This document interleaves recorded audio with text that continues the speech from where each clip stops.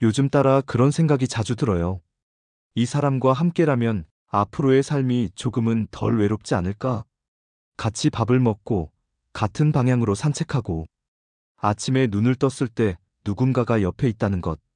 그게 참 든든하게 느껴지더라고요. 젊을 땐 사랑이 전부였지만, 중년이 되고 나니 그 사랑이 주는 따뜻함과 동시에 책임, 부담, 현실이 더 크게 다가오더라고요. 그래도 이 사람이라면 이번엔 다를지도 모른다. 이런 기대를 하게 되는 것도 사실이에요. 그런데요, 마음 한편이 조금 불안합니다. 지금 이 평온함이 과연 계약서 한 장, 도장 하나로도 계속될 수 있을까? 혹시 그 사람에게 내가 모르는 부분은 없을까? 그냥 좋은 감정 하나로 내 노후 전체를 걸어도 되는 걸까? 우리는 흔히 말하죠. 함께라면 괜찮다, 사랑이면 충분하다. 하지만 중년 이후의 재혼은 사랑보다 훨씬 더 많은 걸 요구합니다. 젊을 때처럼 좋아서 시작했다가 정말 견디기 어려워서 끝나는 경우를 너무 많이 봤어요. 경제적인 문제, 자녀와의 갈등, 갑작스런 병간호, 예상치 못한 법적 분쟁까지 서류 하나로 맺어진 인연이 인생 전체를 흔들 수 있다는 걸 이제 우리는 알고 있습니다. 그래서 오늘은 결혼을 하기 전에, 혼인신고를 하기 전에 반드시 확인해야 할 7가지 현실 리스트를 말씀드리려 합니다. 이건요, 사랑을 시험하려는 게 아니라 당신의 인생을, 당신의 마음을, 그리고 당신의 노후를 지키기 위한 체크리스트입니다. 나이가 들수록 결혼은 선택이 아니라 책임의 연속입니다. 그리고 그 책임은 감정이 아니라 현실에서 시작돼요. 이제부터 하나씩 차근히 살펴볼까요? 당신이 지금 옆에 있는 사람과 정말 좋은 인연을 맺기 위해서 꼭 알아야 할 7가지. 지금부터 함께 보시죠. 1장. 재산 상황. 상대의 경제 상태 정말 알고 계신가요? 마음이 통하고 말이 잘 통해요. 이 사람이라면 돈 없어도 괜찮을 것 같고 같이 있으면 그게 행복이지 싶죠. 그런데요, 막상 혼인신고라는 말을 듣는 순간 한 가지 생각이 머리를 스칩니다. 이 사람 혹시 빚은 없을까? 연금은 얼마나 받을까? 집은 누구 명의일까? 혹시 자녀랑 공동명의는 아니겠지? 그동안은 감정으로만 바라봤던 관계가 현실의 숫자로 하나씩 바뀌기 시작하는 순간이죠. 한 사례를 말씀드릴게요. 60대 후반에 재혼하신 한 여성분이 계셨습니다. 함께 산지 1년쯤 되었을 때 갑자기 집에 압류 안내장이 날아왔대요. 알고 보니 남편 명의로 된 예전 사업체에서 남은 채무가 있었고 그게 그녀의 생활비 계좌까지 묶인 거예요. 남편은 미처 말할 기회가 없었다고 했지만 그 한마디로 해결될 문제는 아니었죠. 중년의 재혼은요, 상대의 경제 상황을 사랑으로 덮으면 안 되는 관계입니다. 연금은 얼마나 되는지, 퇴직금은 정리됐는지, 자동차나 집은 누구 명의인지, 심지어 어떤 보험에 가입되어 있는지까지 정확히 알아야 합니다. 특히 빚, 이건 절대 빠뜨리면 안 됩니다. 신용카드 연체 이력, 대출금 상환 내역, 보증 서준 것까지 다 확인하세요. 사랑하니까 믿는다는 말이 당신의 노후를 무너뜨릴 수도 있어요. 그리고 꼭 말씀드리고 싶은 것. 혼전 재산 계약서 절대 낯설게 보지 마세요. 이건 사랑이 식어서가 아니 서로의 삶을 지키기 위한 지혜입니다. 각자 가지고 있는 것, 앞으로 들어올 수익, 병이 생겼을 때 재정은 어떻게 쓸 건지 지금 정해두는 것이 나중에 싸우지 않는 방법이 되기도 하니까요. 재산 이야기를 먼저 꺼낸다고 속물처럼 보일까 걱정하실 수 있습니다. 하지만 이건 돈의 문제가 아닙니다. 앞으로 남은 인생을 누구와 어떻게 나눌지를 공정하고 안전하게 결정하는 문제예요. 사랑은 현실을 지켜줄 수 없습니다. 하지만 현실을 확인한 뒤에 나누는 사랑은 훨씬 단단해집니다.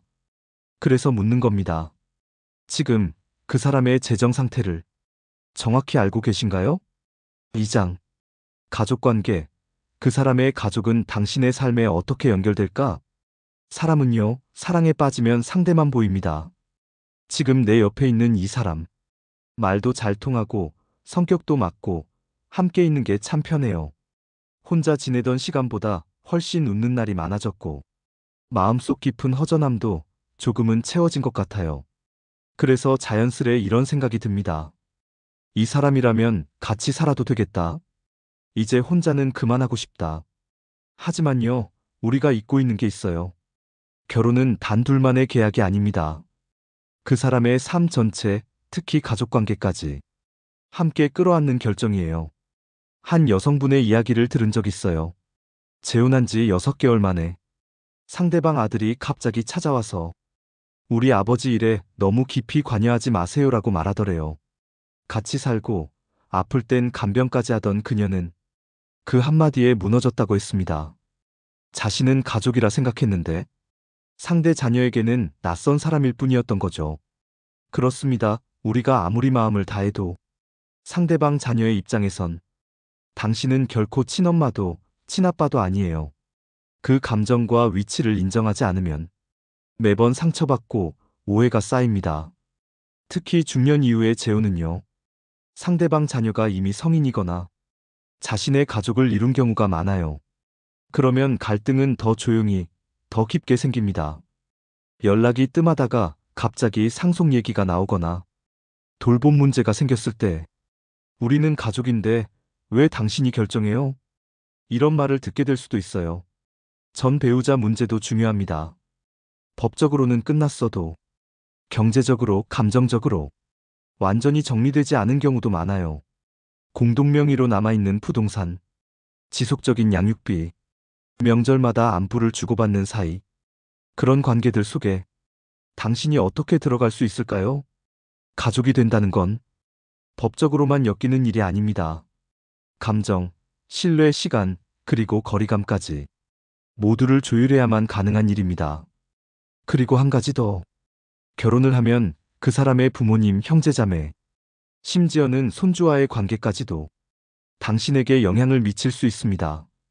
예를 들어 그 사람의 부모님 간병 문제가 생기면 당신이 그 자리에 있어야 할 수도 있어요. 그게 합의되지 않으면 서로가 힘들어지기 시작합니다.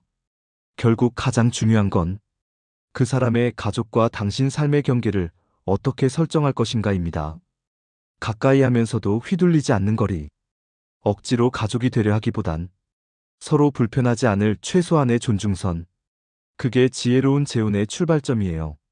사랑은 둘이서 시작하지만 결혼은 여러 관계 속에서 유지됩니다.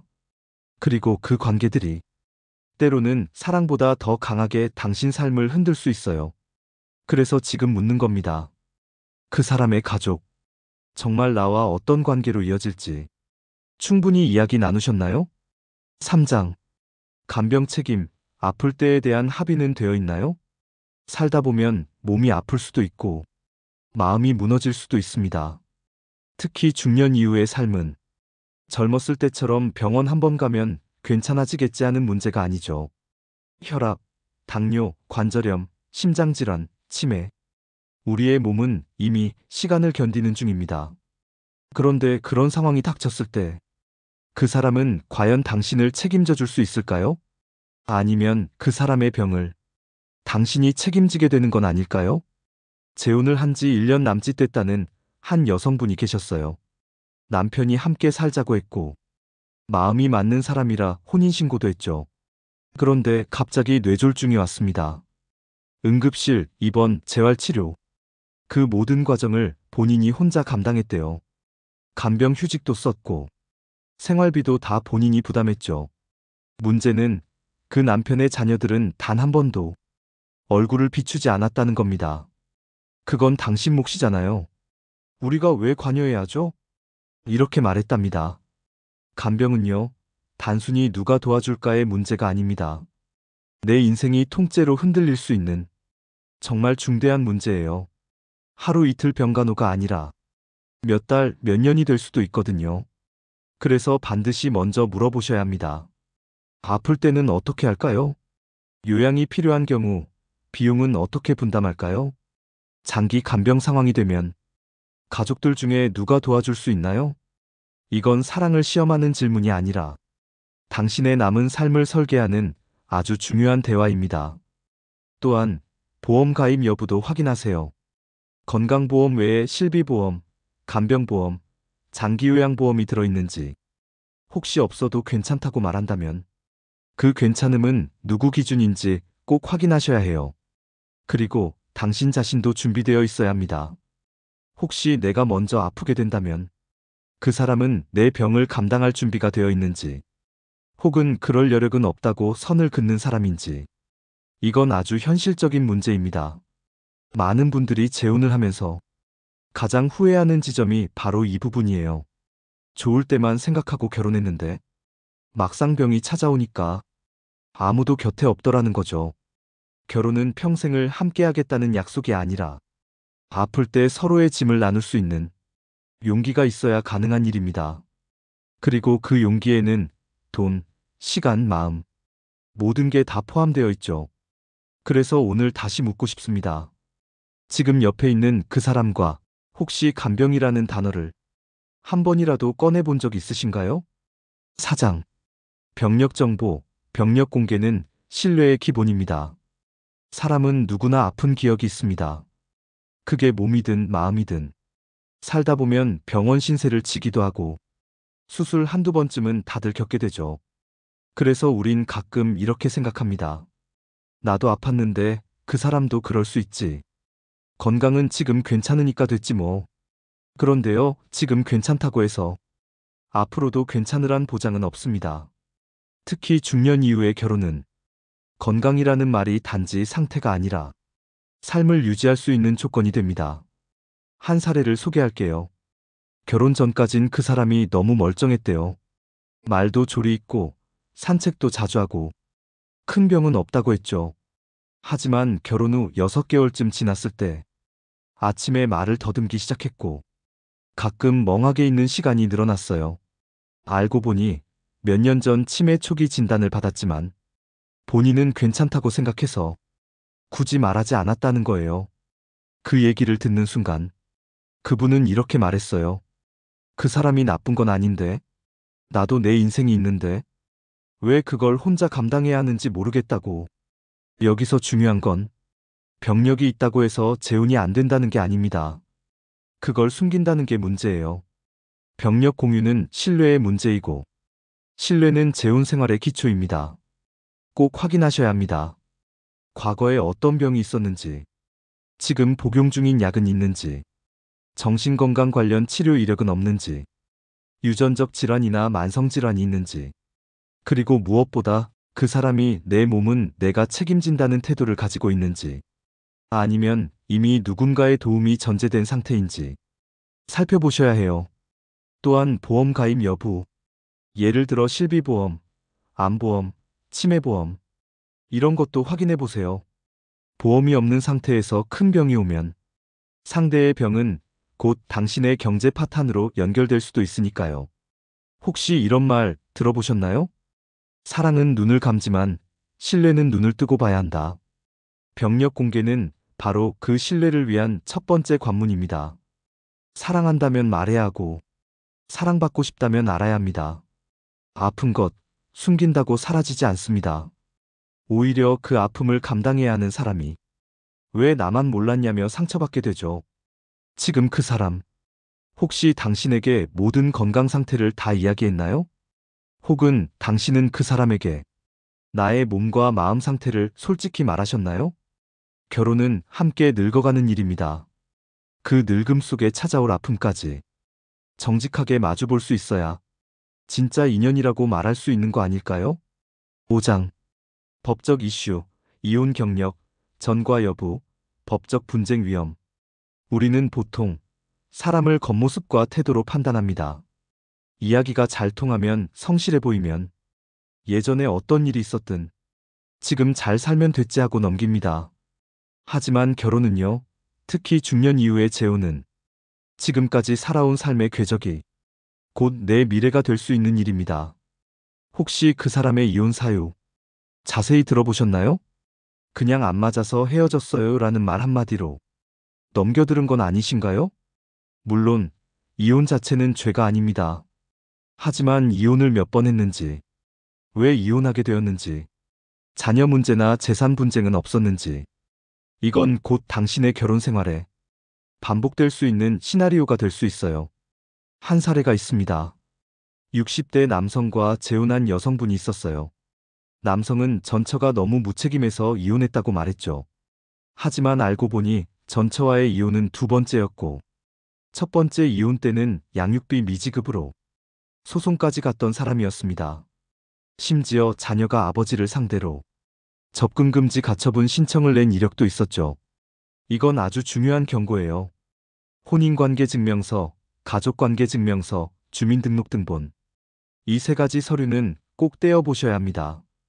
여기에는 전 배우자, 자녀관계, 이혼 횟수, 그리고 현재의 법적 상태까지 모두 나옵니다. 혹시라도 전과가 있다면 사기, 폭력, 음주운전 같은 내용도 단 한 번의 실수로 덮을 수 없는 심각한 결과를 가져올 수 있어요. 또 한 가지, 그 사람이 법적으로 얽힌 문제는 없는지, 예를 들어 채무소송 중이거나 과거에 피소된 이력이 있는지도 가능하다면 인터넷 등기소나 민원24를 통해 기본 조회를 해보시는 게 좋습니다. 결혼은 사랑이지만 혼인신고는 법률행위입니다. 당신이 그 사람과 혼인신고를 하는 순간 그 사람의 법적 책임 중 일부가 당신에게도 영향을 미칠 수 있습니다. 예를 들어 배우자가 사망했을 때 그 사람의 채무나 법적 분쟁이 상속으로 넘어올 수 있다는 사실 알고 계셨나요? 나는 모르는 일이다라고 말해도 법은 그렇게 봐주지 않습니다. 사람을 믿는 건 중요합니다. 하지만 서류를 보는 건 당신 자신을 지키기 위한 최소한의 의무예요. 사랑은 눈을 감게 하지만 인생은 눈을 뜨고 선택해야 합니다.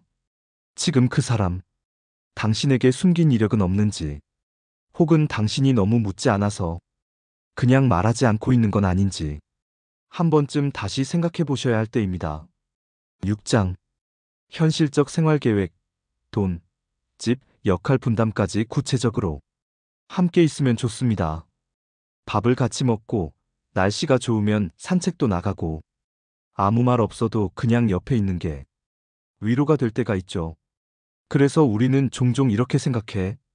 같이 살면 더 좋겠지. 이 사람이라면 그냥 일상이 편안할 것 같아. 하지만요, 막상 살아보면 알게 됩니다. 좋았던 감정은 시간이 지나면 익숙함으로 바뀌고 그 익숙함 속에서 누가 뭘 더 많이 하고 있는가가 보이기 시작하죠. 한 여성분은 이렇게 말했어요. 재혼 후 처음 3개월은 너무 행복했대요. 근데 시간이 지나면서 식사 준비, 청소, 빨래 같은 집안일이 모두 자신의 몫이 되어버렸다는 걸 깨달았다고요. 남편은 늘 말했대요. 나는 돈 벌어 왔잖아. 당신은 집에 있는 게 편하잖아. 하지만 그녀는 말했습니다. 나는 결혼하자고 했지. 가정부 하자고 한 게 아니에요. 이게 바로 현실 계획이 부재한 결혼의 전형적인 실패 사례입니다. 재혼은 좋으니까만으로는 안 됩니다. 누가 생활비를 부담할 건지, 집은 누구 명의로 할 건지, 가사분담은 어떻게 할 건지, 각자의 여가는 어떻게 보낼 건지, 이런 것들을 미리 구체적으로 합의해 두지 않으면 서로에 대한 기대가 쌓이고 그 기대는 곧 실망으로 바뀝니다. 특히 경제적인 부분은 아주 명확하게 정리해야 합니다. 한 달에 생활비가 얼마인지, 누가 얼마나 내는지, 예기치 않은 의료비나 자녀 지출이 생겼을 때는 어떻게 대응할 것인지. 예를 들어 남편은 나는 연금 있으니까 걱정 말라고 했지만 막상 생활비를 내라고 하면 그건 내 노후 자금이야 라며 선을 그을 수도 있습니다. 그 선이 어디까지인지 미리 정하지 않으면 결국 마음만 다칩니다. 또한 주거 형태도 중요해요. 서로의 기존 집 중 어디서 살 것인지, 아니면 새로 전셋집을 얻을 것인지, 자녀가 간섭하지 않는 공간인지, 혹은 자녀가 있는 집으로 들어가는 건 아닌지, 이런 건 단순한 조건이 아니라 서로의 자존감과 삶의 방식까지 연결된 문제입니다. 그리고 생활 속 사소한 것들도요. 누가 요리를 하고, 병원은 어떻게 갈 것이며, 명절은 어느 집에 갈 것인지, 이런 것들이 쌓이면 결국 사랑보다 스트레스가 더 커지게 돼요. 좋으면 그냥 살면 되지. 그 말은 정말 위험한 착각입니다. 함께 살아가는 건 좋아하는 감정 위에 세워진 정확한 계획과 협의가 있어야만 가능한 일입니다. 사랑은 둘이 시작하지만 생활은 수백 가지 선택의 연속입니다. 그 선택들을 미리 조율해 두지 않으면 결국 서로를 원망하게 됩니다. 지금 당신 옆에 있는 그 사람, 좋아하는 이유는 많지만 함께 살아갈 준비는 되어 있나요? 아니면 그냥 혼자 살아도 별로 불편하지 않을까요? 7장. 주변 시선과 사회적 위치, 외부의 시선, 감당할 준비 되셨나요? 사람이 둘이서 좋다고 시작한 일인데, 참 이상하게도 결혼은 둘만의 일이 아니죠. 재혼이라면 더더욱 그렇습니다. 내 가족, 내 친구, 그 사람의 자녀, 심지어는 동네 사람들까지도 우리가 맺은 관계에 말 한마디씩 얹습니다. 처음엔 상관없다고 생각해요. 우리가 좋으면 됐지. 누가 뭐라 하든 무슨 상관이야. 하지만요, 막상 부딪혀보면 알게 됩니다. 내가 생각했던 것보다 훨씬 많은 사람들의 시선이 우리 사이를 흔든다는 걸요. 한 남성분은 재혼 후 평소 가깝게 지내던 친구들 모임에 그 사람을 데려갔대요. 그런데 한 친구가 술김에 이렇게 말했답니다. 어이, 이번엔 오래 가겠지? 그 말에 그 사람 얼굴이 굳고 그날 이후로 서로 서먹해졌다고 해요.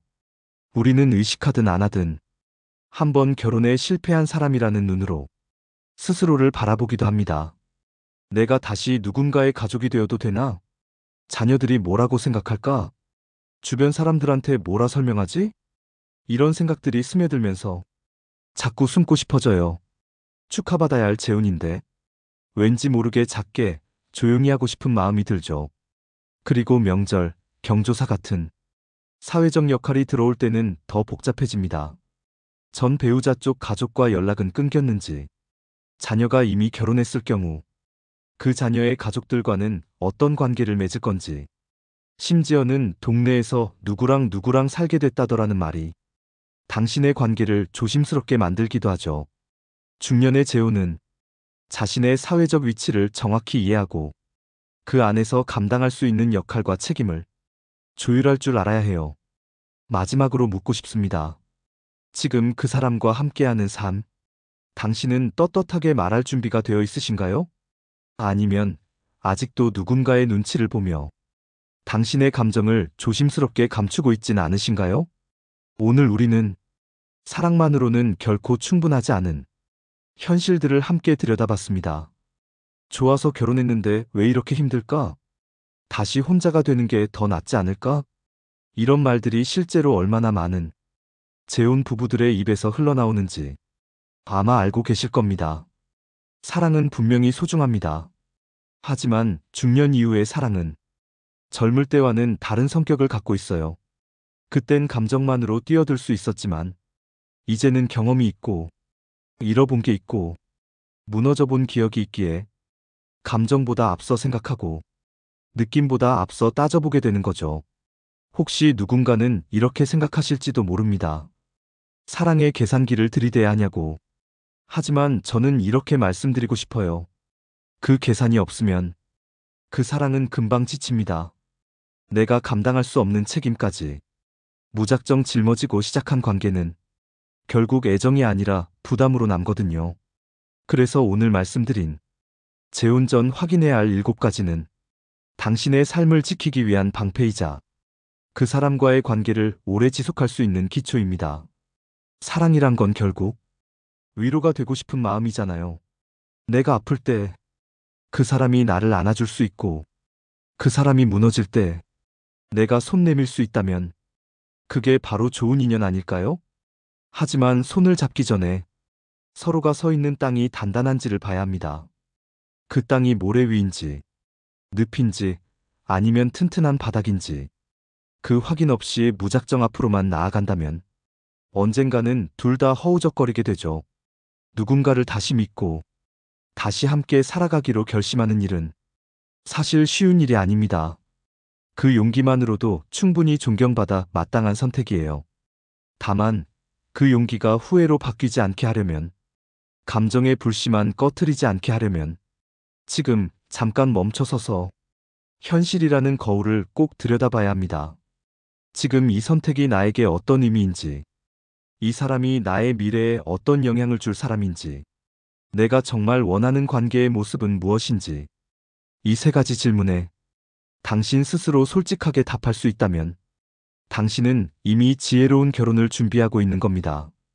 당신이 어떤 선택을 하든 그 선택이 당신 삶을 위로하고 지켜주는 것이 되기를 진심으로 바랍니다. 다시 사랑을 시작하려는 당신, 그 시작이 더는 눈물 아닌 존중과 배려로 채워지기를. 영상이 마음에 드셨다면 좋아요, 구독 부탁드립니다. 감사합니다.